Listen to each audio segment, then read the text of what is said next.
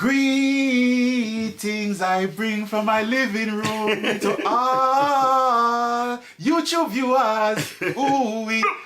All right, big up Half Pint. Big tune, man. Thank you for granting me that artistic license. So I am here with the legend that is Mr. Michael Gordon, formerly from the Investigators, but will be fondly known for his work with the Investigators as well as his solo efforts. And in the last episode, we was talking about the last tune that he released alongside the Investigators, which was "Turn Out the Lights." A very memorable tune for me on many occasions. Many occasions. And taking no responsibility. So at that point, it was like the eureka moment in realizing what your mentor, Colin, had envisaged from way back then, them time there, and you kind of getting where he was coming from, which is understandable because some people don't get it at first, you know what I mean, but in time they do. So after basically releasing Turn Out the Light and it being a gradual hit, which surprises me because, you know, because whenever I think of that era with yourselves, you know, I just had visions of truckloads of 12 inches, like, right, come and get it while it's still here, while it's hot, you know. It's really interesting because I think, looking back and listening to that sound and listen to other recordings of that ilk and that time, we were different. We were really different in terms of the sound. And I think that slow tempo thing is what, you know, set us apart. Yeah. Because where that was very deliberate from Colin, because that's what he heard. That was his concept. Yeah. I didn't really quite get it after a while. At first it was cool because I wasn't questioning that. Right. But obviously I developed an inquiring mind because I wanted to get deeper into the thing. Right. So I started listening to other people and other tempos. Let me ask you another question relating to that. Right. So now it's like you're aware of the industry that you are in now. Right. Right. Sort of. Right. But you must have been aware of other bands from the UK. Right. Which you haven't really mentioned. Right. So I'm gonna ask you which bands were around that time. You had Matumbi, of course. Yes. You had Paul Dawkins' band. Tradition. Wow. Tradition. Fantastic. You know, stun dun. You hear that tune now? Stun dun. You hear that tune that start? Dun dun. I promise to every little bit of. Oh my! When we heard that was that. Oh, them brother there. Before I go any further, right? I wanna take the opportunity, right? For real. And I've told him this in front of his face. I've said to him, there's a song that you've done that I would love to cover, and I've been telling him this for many Would you really years. cover that? Not that song. Oh, okay. Not that song. Okay. But it was the voice of Les McNeil. Amazing. Oh my gosh. Amazing. But you know when a good song comes together, it's all the elements. Yeah. Obviously, the voice, if you got a good vocal or a great vocal on the track, then that's just the icing on the cake, isn't it? Do you know what I'm saying? Yeah. But you see when the rhythm build, and the rhythm sweep, and then the singer just come, put that pan top. Yeah. For me, it was tradition. That song. Tradition for me was one of those. They were one of those groups that were. They were to me like a concept album group. Right. Do you know what I mean? I hear that. Right. Do you know what I mean? Yeah. I forgot the album. I forgot what the album was called, and it all started. It started out in the same way as one of your other tunes. It had this overture and this interlude, this classical interlude, and you guys had the same thing. And a DJ played it the other day, and it blew my mind. It was what's the tune called again? I'll stop this. But that's on our album. That never came out as a release. And that was a tune that Stranger in the Night. Oh my gosh. That's what you're talking about. I'm out of it. Listen. That was Reg's concept, the keyboards player, right? And that was a song. Okay, now you see where you're going with this thing. There, you see that same tune that we're talking about tradition. Yeah, yeah.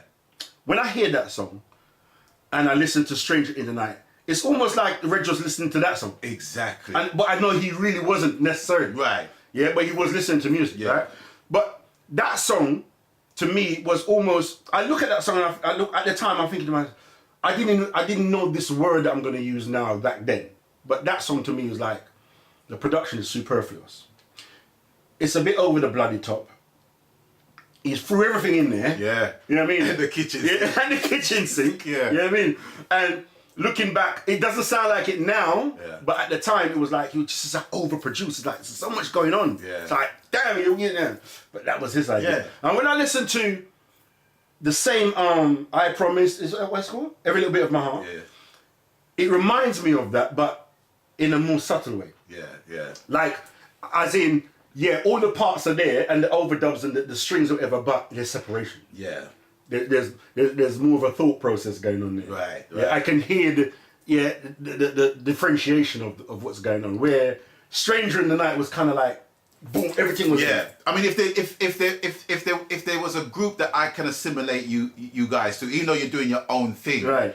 But they ran together. It's yourselves and tradition for Right, sure. Because right, absolutely. Because like with Matumbi is like, I mean, Matumbi kind of covered everything. Yeah. They covered the roots element. They covered the lovers rock elements, and I have to say that their spectrum was broad. Broad. And obviously Dennis Bovell. Yeah. I mean, was integral. Dennis is genius. Yeah, was integral to There's that. only one word for Dennis: is genius. Absolutely, absolutely. I mean, he's been responsible for so many hits outside of Matumbi. I mean, come on. Definitely. You But have to give him I know that song that I mentioned is kind of was it further down the line? That was on our first album, yes. Much further down the line. And that's when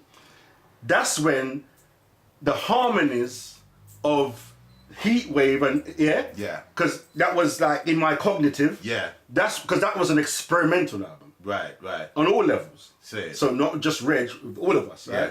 But that brought out the harmony thing. We started to experiment with harmony. See. And we had the time and a bit of experience to start dealing with multi-tracking. Okay. Because before Derek would say, no, we can't deal with that, no. Because he never really understood it, but he just wanted to get these tunes out. Right. When it came to the album, he says, well, it's almost like he said without saying it, well, I feel my time now. Right. Because we've come this far, you guys are growing, so we're going to do an album, do what you have to do. Yeah. The money's there, we got the money from ourselves, from the singles.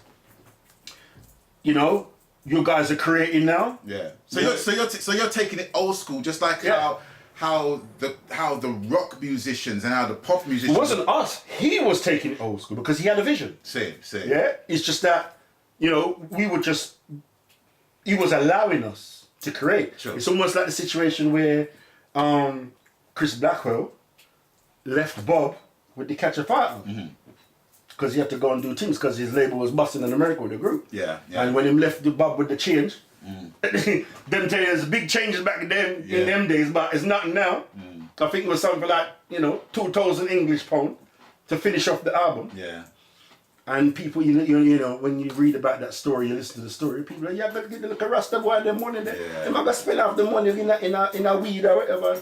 And Chris Blackwell had to put trust in him. Yeah. I mean, if he effed it up, that was his thing, but Chris Blackwell said, you got the vision. He not saying about the talent back that time, but he had to go and take care of business. Absolutely.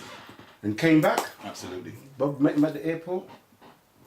And the man said when he heard what Bob had done, what he'd left from where he'd left off, tears came to his eyes. Wow. So it's the same kind of scenario in a sense that Derek, even though he was there, he said it's your time to experiment. And that's where the multi-tracking thing came in. But before we even get to that point, right, on the mixing desk, as it were. So after you had released Turn Out the Lights, right, it done what it basically had done. Right. So the next track that you released was Love Is What You Make It. Right. Okay. So Pop Pickers, once again, let's have a little listen to this.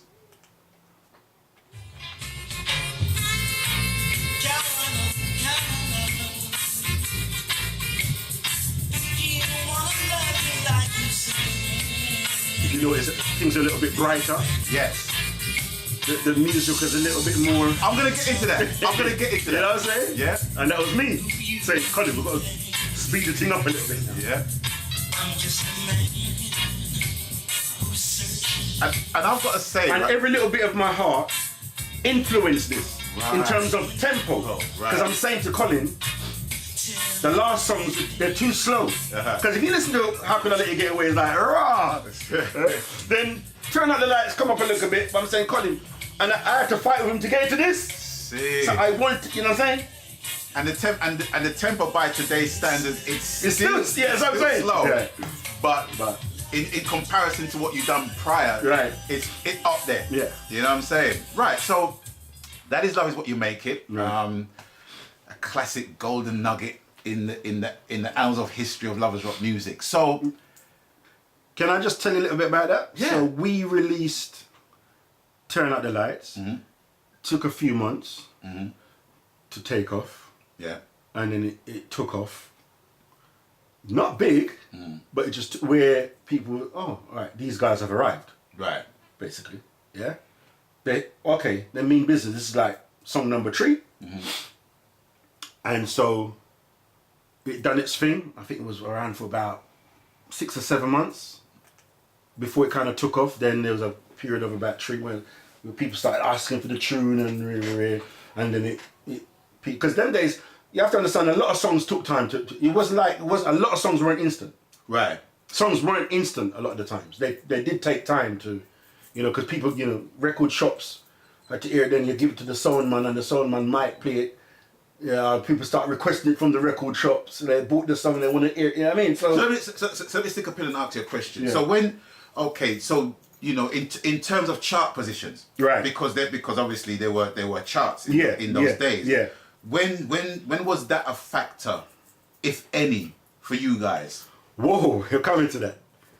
So, Turn Out the Lights came, done its thing, we're getting ready for the next tune now. Right. Because Derek was saying, what's on the next tune? So I says, don't me have a tune. Because let me hear it now. I started singing the tune to him and everything. Yep. Next Okay. tune, right? Okay. Because I was doing it right now. So yeah, we got ready to record this tune. Done the tune so nice. Lorenzo just started to learn to play a sax and put him sax on it. That's Lorenzo playing that. Oh, okay, yeah. okay. Right? So you can hear he's trying to do his thing, like, but he was trying to get with an instrument. And released the tune. And it's like nothing was happening with this tune. What tune was it? Love Is What You Make It. Okay. Nothing was happening with it. Okay. And not even like the first tune, like at least look at something. Oh, okay, okay. I don't understand this. What the rock still not going on yourself? So like, months passed. Because we're thinking this tune is bad. Yeah. This tune is even better than, you know what I'm saying? Yeah, yeah. And it's not what you would think, you know what I mean? But them days, journalism played a huge part back in them days. Okay. Not like now. Remember Black Echoes? Oh, who doesn't? Right.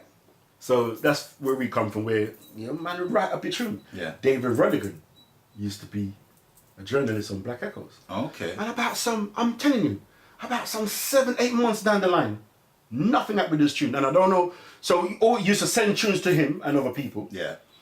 But it's like he never got around to this tune.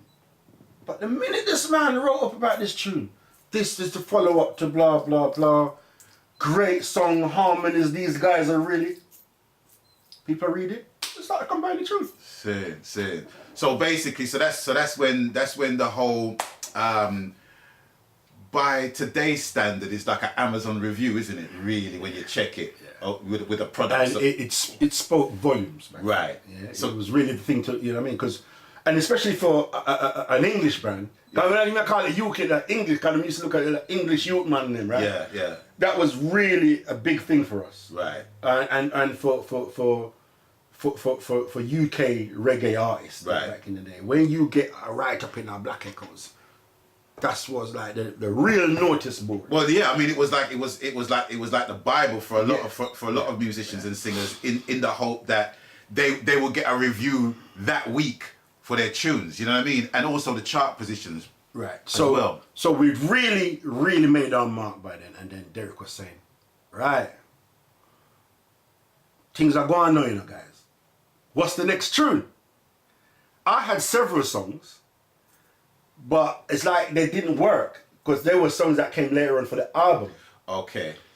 So we had a vibe where Lorenzo was writing as well. Mm-hmm. So Colin said, look, let's have a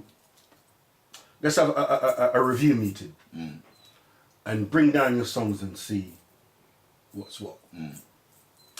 So I had about 5 or 6 songs, and Colin was saying, he really had a discerning ear. Colin said, yeah, your songs are more commercial, Mick, but they're still not working for the next single.